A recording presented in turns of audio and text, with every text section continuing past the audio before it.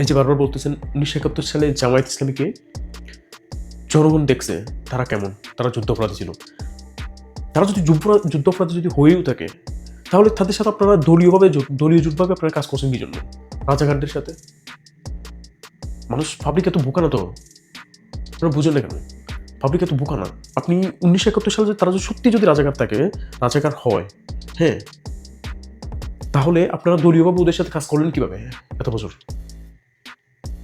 তাহলে কি আমরা কিন্তু ধরে নিব যে 2013 সালে 12 সালে যে মানবতা বিরোধী যুদ্ধ অপরাধী ট্রাইব্যুনালে যে তাদের নিজামী, তারপর সালাউদ্দিন কাদের সবাইকে যে ফাঁসি দিয়েছে, তাদের এই যে এই ফাঁসির পিছনে যে আওয়ামী লীগের বড় একটা সূত্র কাজ করছিল, তাদের সাথে কি আপনাদের হাত ছিল?